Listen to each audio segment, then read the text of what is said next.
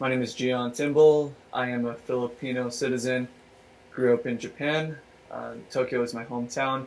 I am currently a master's degree student at Azusa Pacific University studying organizational psychology. When I was living on campus my senior year, this was back in March, the school had announced that they were officially asking people to leave.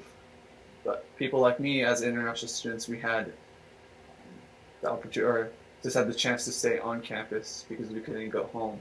But because of that, all my roommates had left, and so I was left alone in that apartment complex for the rest of the school year. In total, I was alone for about 5 months, living alone for about 5 months actually. And so on top of that, that was also my senior year, so I was going to graduate, and so that was just a kind of a bummer because I was also planning on going home back to Japan and also visiting the Philippines, and so this is just more so like opportunity for me to be back before I started my master's degree.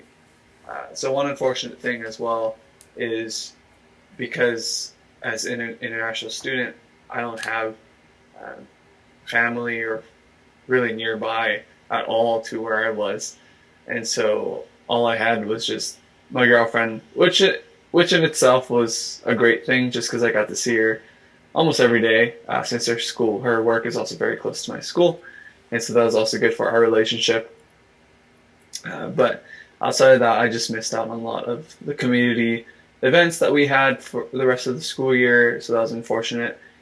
Just because I was, we were in a club, a Filipino club that I was able to share my heritage um, on, just be able to perform for my last year as well, and so, but that's just outside of more of like the international status, more of a general thing, but more specific is in terms of um, my employment status. And so I was working over the summer, and so I was scheduled to work again during the fall semester once end of August, early September.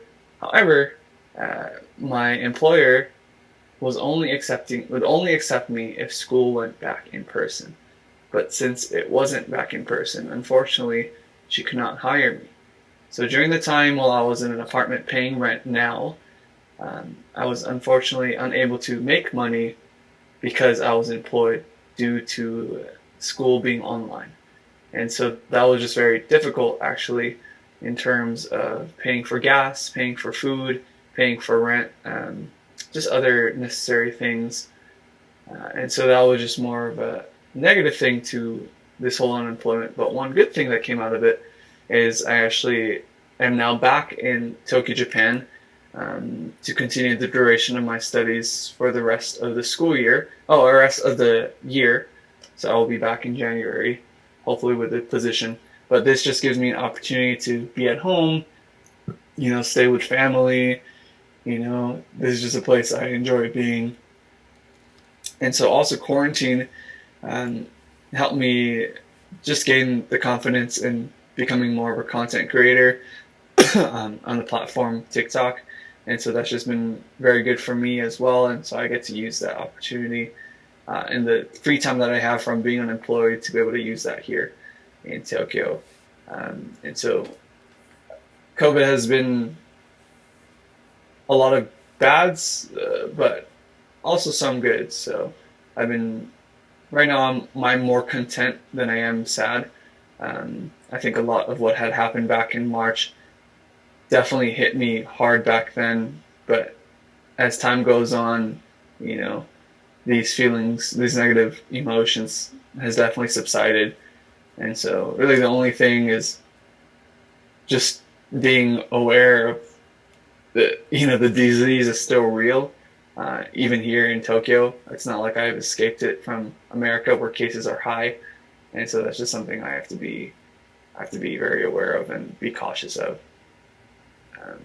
Initially, when the news had come out that ICE was going to kick out international students if they were not attending in-person classes, I actually wasn't too scared.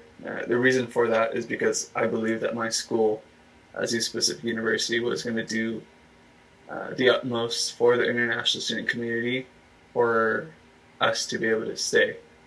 and not have to go home. And so that's why I was pretty hopeful about it. But I know that it was difficult because there's a lot of international students in America that didn't have the privilege that I had. And so it's just a matter of being able to create and raise awareness for the world to know, just for the connections I had, so that we can do something about it.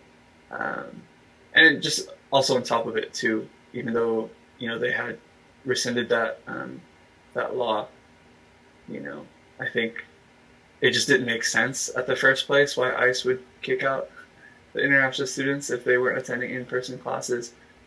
It was just more of a matter of I wasn't necessarily angered, but I was just very confused by their illogical thinking.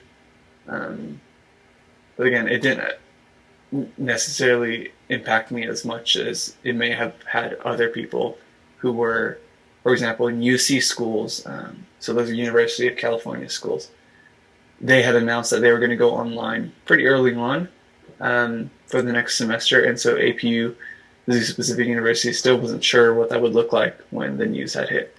And so, again, I think that's why I was a little bit more hopeful that I wouldn't, that this wouldn't happen at all, because my school would do the best for me.